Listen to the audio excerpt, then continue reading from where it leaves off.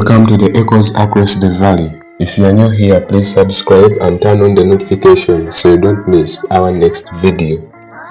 Biography of Jomo Kenyatta.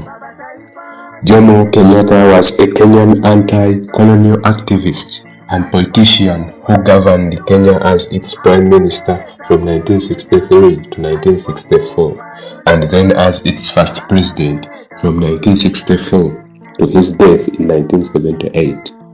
He played a significant role in the transformation of Kenya from a colony of the British Empire into an independent republic. Ideologically an African nationalist and a conservative, he led the Kenyan African National Union (KANU) party from 1961 until his death. Kenyatta was born to Kikuyu farmers in Kiambu, British East Africa. He was educated at a mission school and later worked on various jobs before becoming politically engaged. A member of the Kikuyu people, Kenyatta was born with the name Kamau in the small rural village of Magenda. Birth records were not then kept among the Kikuyu, and therefore Kenyatta's date of birth is not known. Kenyatta's father was Migai and his mother was Wambui. Kenyatta was raised according to traditional Kikuyu customs and belief and was taught the skills needed to head a family flock. Like many Kikuyu children of his generation, his first lessons came not from books but from oral traditions that shaped his people's identity. Kenyatta first encountered the strange new world of Western education through the Church of Scotland mission at Togoto. Here, he learned how to read and write in English, studied the Bible, and acquired carpentry and masonry skills. In the 1920s, he enrolled at the University College London, where he began studying social anthropology. He later proceeded to the prestigious London School of Economics. Kenyatta was a man of varied careers and more traveled forebears, at one time working as a carpenter, a store clerk, a water meter supervisor in the Nairobi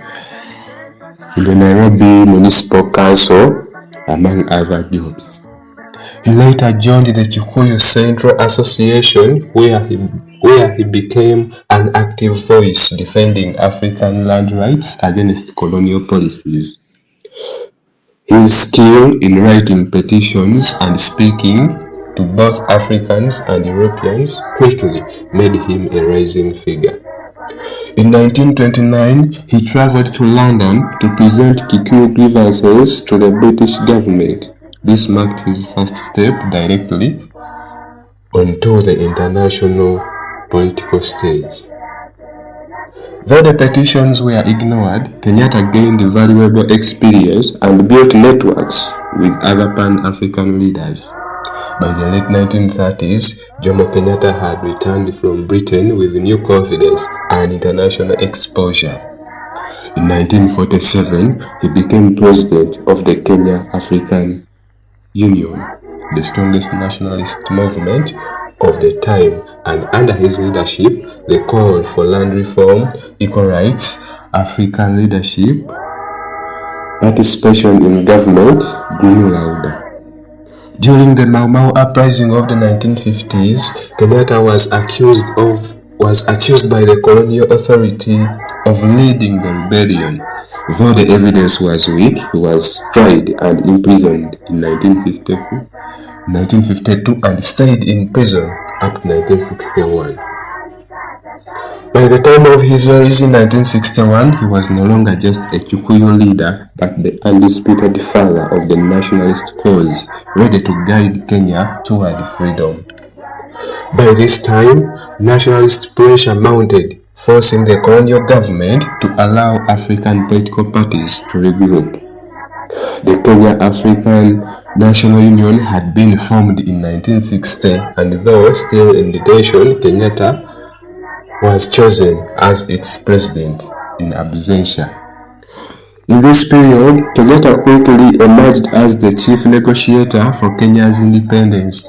He led the KANU delegation to the Lancaster House Conference in London, where the framework for self-government was agreed. In 1963, independence elections were organized and KANU won a clear majority. Kenyatta became Prime Minister of self-governing Kenya on 12 December 1963. Kenya finally gained independence, with Jomo Kenyatta standing at the helm of a new nation. The following year, 1964, Kenya became a republic and Jomo Kenyatta was sworn in as the country's first president. As president, Jomo Kenyatta guided Kenya's first decade of independence with a policy of reconciliation and stability. His famous call for Harambee, meaning let's pull together, encouraged unity in a country emerging from bitter colonial conflicts.